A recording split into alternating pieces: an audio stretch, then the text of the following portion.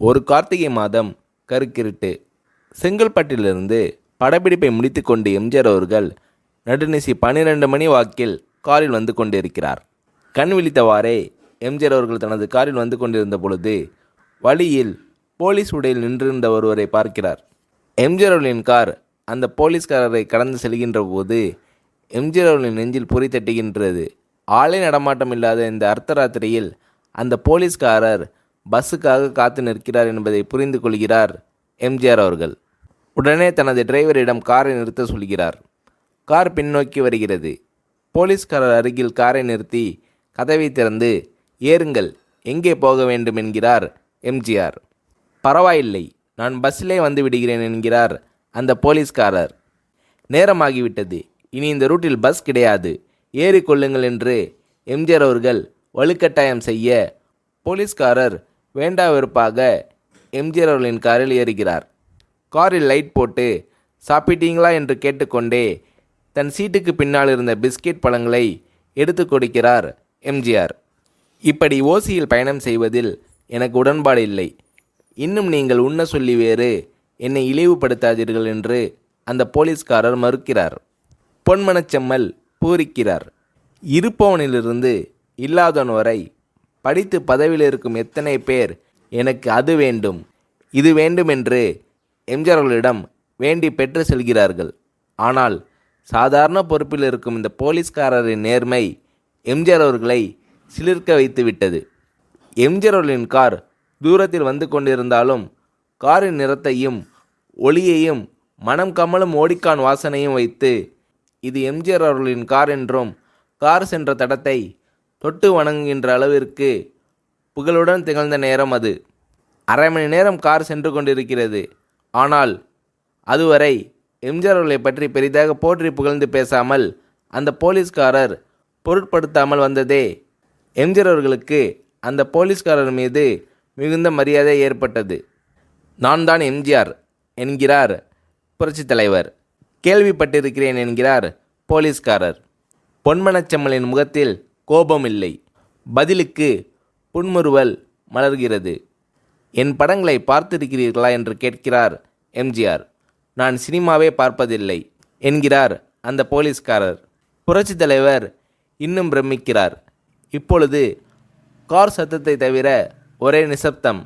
போலீஸ்காரர் தனது வீட்டிற்கு 1/2 கிலோமீட்டருக்கு முன்பே காரை நிறுத்த சொல்லி இங்கேயே இறங்கிக் கொள்கிறேன் என்கிறார். ஏன், நீங்கள் குறிப்பிட்ட அந்த விலாசம் இன்னும் 1/2 கிலோமீட்டர் தூரம் இருக்கிறதே என்கிறார் எம்ஜிஆர். சாதாரண போலீஸ் உத்தியோகத்தில் இருக்கும் நான் காரில் வந்து இறங்கினால் என் வீட்டிற்கு அருகில் உள்ளவர்கள் என்னை தவறாக நினைத்து கொள்வார்கள். இதுவரை இப்படி நான் யார் காரிலும் ஓசியில் வந்து பழக்கமில்லை. நீங்கள் இவ்வளவு தூரம் செய்த உதவிக்கு நன்றி என்கிறார் அந்த போலீஸ்காரர். புரட்சித் தலைவர் எம்ஜிஆர் அவர்கள் அதற்கு மேல் எதுவும் பேசவில்லை. அவர் எந்த போலீஸ் ஸ்டேஷனில் பணிபுரிகிறார் என்பதை மட்டும் கேட்டு தெரிந்து கொண்டு கிளம்புகிறார். அடுத்த நாள் செங்கல்பட்டு போலீஸ் ஸ்டேஷனுக்கு ஃபோன் செய்து, நான் எம்ஜிஆர் பேசுகிறேன் என்கிறார் புரட்சித் தலைவர். ஃபோனை எடுத்த டிஎஸ்பி உதறலோடு உற்சாகத்தோடும் தலைவரை வணக்கம் என்கிறார். இரவு சந்தித்த போலீஸ்காரரை பற்றி விசாரிக்கிறார் எம்ஜிஆர்.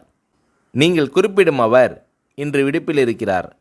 அவர் கையூட்டு வாங்காதவர், கடமை தவறாதவர், காவல்துறை நேர்மைக்கு இவரே இலக்கணம்.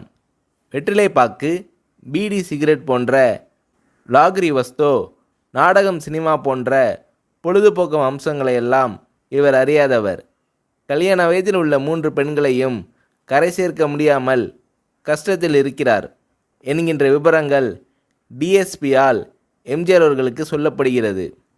அவரை நாளை என் தோட்டத்திற்கு வர சொல்லுங்கள் என்கிறார் எம்ஜிஆர். பேசிக்கொண்டிருந்த டிஎஸ்பி உங்களோடு ஃபோனில் ஆளுக்கு ஒரு வார்த்தை பேச இன்ஸ்பெக்டர், சப் இன்ஸ்பெக்டர் உள்ளிட்ட எல்லோரும் ஆசைப்படுகிறார்கள். ஃபோனை அவர்களிடம் கொடுக்கலாமா என்கிறார் டிஎஸ்பி.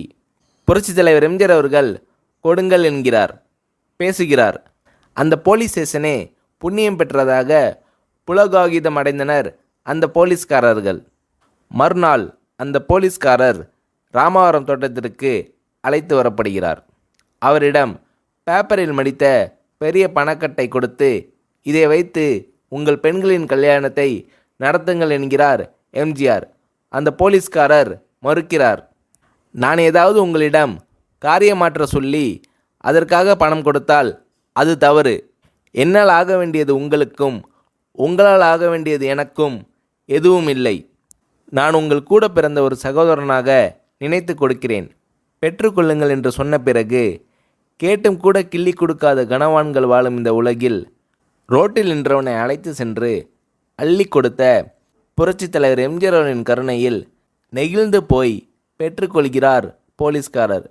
பிறகு ஒரு தேதியில் புரட்சித் தலைவரே சென்று அந்த போலீஸ்காரரின் 3 பெண்களின் திருமணத்தை நடத்தி வைத்து வாழ்த்தியிருக்கிறார்.